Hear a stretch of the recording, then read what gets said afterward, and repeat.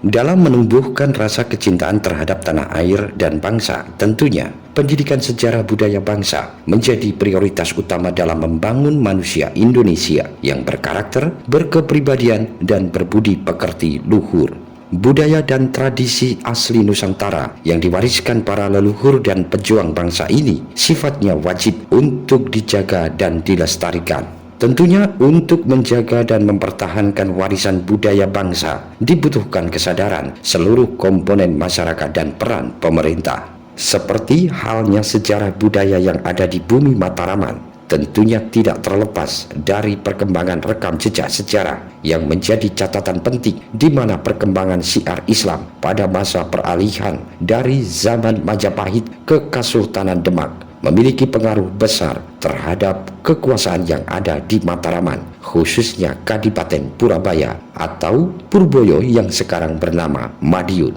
Dalam menjaga dan melestarikan warisan leluhur di bumi Mataraman, khususnya Madiun, maka beberapa kiai dan tokoh agama yang tergabung dalam kelompok pejuang Wali Songo Kabupaten Madiun melakukan napak tilas di situs makam kiai besar sekaligus pejabat antar waktu Adipati Purabaya dari mulai tahun 1518 sampai dengan 1568. Perlu diketahui bahwa diawali dari Raden Gugur Adipati Gegelang, kemudian putra Sultan Demak pertama Suryo Patiunus menjadi Adipati Purabaya, dan kemudian diteruskan oleh pejabat antar waktu sekaligus tokoh dan ulama bernama Kiai Reksogati berasal dari Demak yang ditunjuk langsung oleh Suryo Patiunus, tentunya dengan persetujuan para wali ketika itu. Kiai Reksogati ditunjuk sebagai Adipati Purabaya atau Purboyo karena Surya Patiunus dinobatkan menjadi Sultan Demak II karena Raden Patah wafat. Menurut sumber dari penulis dalam buku catatan sejarah lokal Madiun, karya Raden Slamet Suratno, Kiai Reksogati berasal dari Demak, turunan dari siapa tidak banyak diketahui orang. Namun penulis menduga ada kemungkinan keturunan dari Pati Kesultanan Demak, Patih Wonosalam. Sedangkan istri Kiai Reksogati juga berasal dari Demak. Kiai Reksogati ditunjuk Sultan Demak II dengan persetujuan para wali sebagai Adipati Purabaya atau pejabat antar waktu sampai Kesultanan mengangkat seorang adipati yang semestinya. Penugasan Kiai Reksogati dari Kesultanan Demak adalah meningkatkan ketahanan pangan, memupuk kerukunan umat beragama, menyebarluaskan ajaran agama Islam, serta meningkatkan ketentraman dan keamanan. Kiai Reksogati memerintah Kadipaten Purabaya selama kurang lebih 50 tahun. Dalam kepemimpinannya, pusat pemerintahan berada di desa Sogaten. Selain menjadi adipati pejabat antar waktu bersama istrinya di Purabaya, ia juga mubalik. Maka bila ada masyarakat turut mengenang jasa Kiai Reksogati jika mendirikan sebuah pondok pesantren, musola atau masjid, dapat dicantumkan nama Kiai Reksogati seperti halnya Masjid Taman Madiun yang dahulu didirikan oleh Kanjeng Pangeran Mangkudipuro. Masjidnya dinamakan Donopuro. Kiai Reksogati bertahan dan wafat di Madiun tetapi tidak dimakamkan di desa Sogaten melainkan di desa Sidomulyo. Akhirnya Kiai Reksogati yang menjabat sebagai adipati selama kurang lebih 50 tahun ini diganti oleh Pangeran Timur atau Panembahan Purboyo.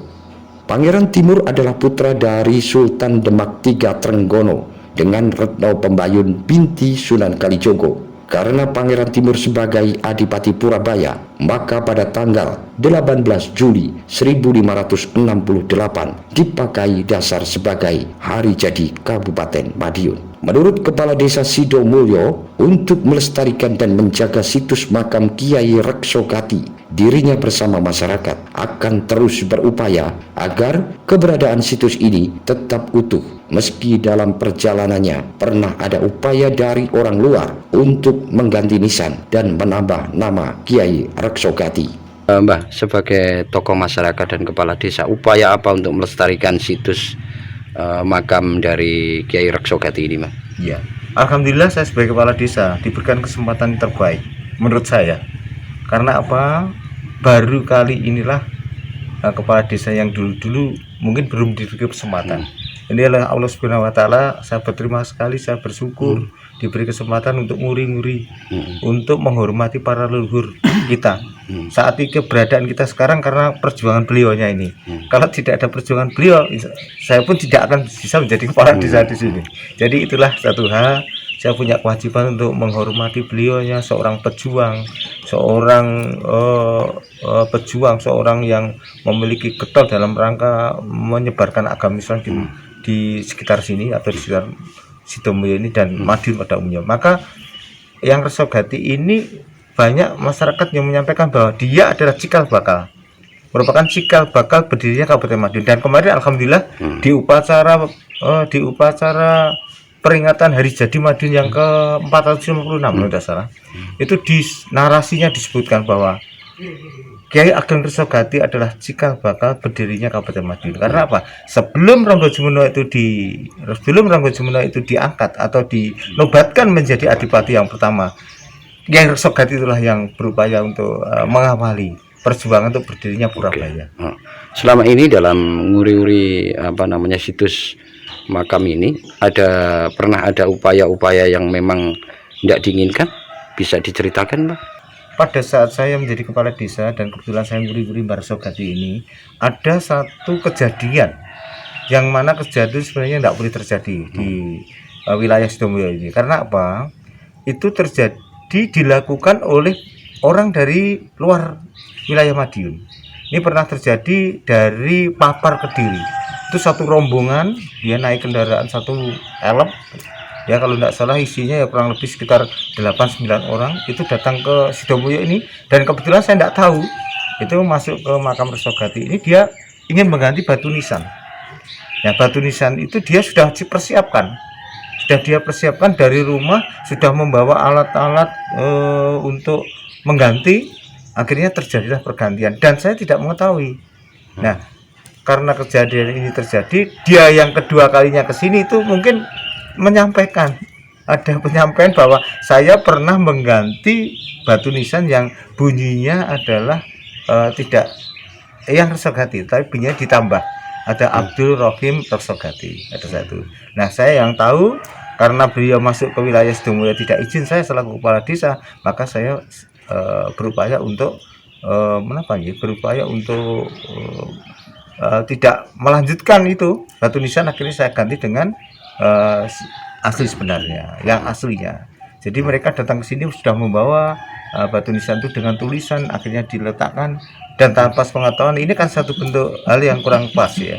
Sebaiknya kalau memang mereka mau mengganti ya ada satu bentuk izin, datang ya, permisi, memberitahu. Tapi kenyataannya dia malam hari jam 12 malam, dia mengatakan bahwa jam 12 malam ke sini tidak ketemu dengan orang dan dia tidak berupaya untuk menemui saya selaku kepala desa. Nah, ini dilakukan. Inilah satu hal yang sebenarnya tidak boleh terjadi, karena apa? Masuk wilayah tanpa sepengetahuan daripada kita yang berada di desa ini. Tujuannya apa itu sebenarnya?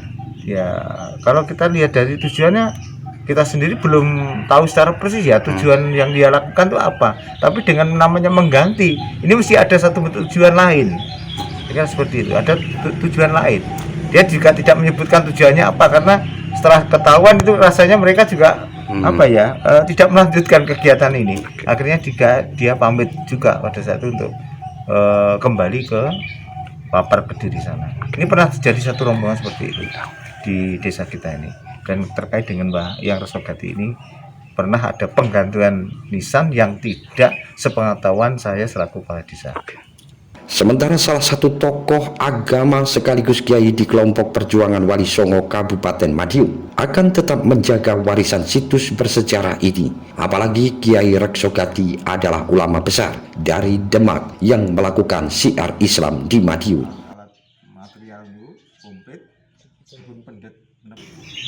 Tujuannya kita mendapatkan info dari teman-teman itu bahwa di Sidomulyo Sawahan, Kecamatan Sawahan, Kabupaten Madiun ini ada makam kuno yang sebetulnya termasuk peninggalan para pelaku sejarah waktu dahulu, namanya Mbah Resogati.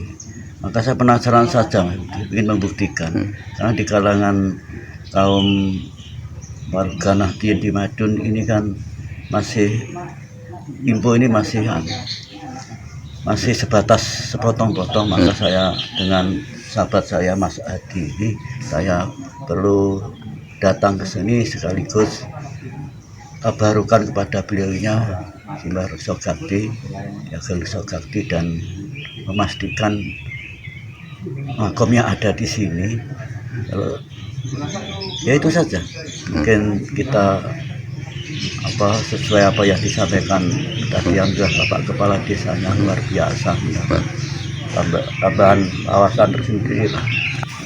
Ya insya Allah kita perlu perlu dari kewajiban juga untuk nguri-ngurinya seperti yang disampaikan Mbak Lurah tadi, kita sebagai warga masyarakat Madiun, bahwa beliaunya termasuk cikal bakal berdirinya Kabupaten Madiun. Dalam menghormati jasa para leluhur dan pahlawan bangsa merupakan bagian dari pengamalan sila pertama Pancasila. Bangsa yang besar adalah bangsa yang tidak lupa akan sejarahnya. Dari Madiun, Tim Liputan Garda TV.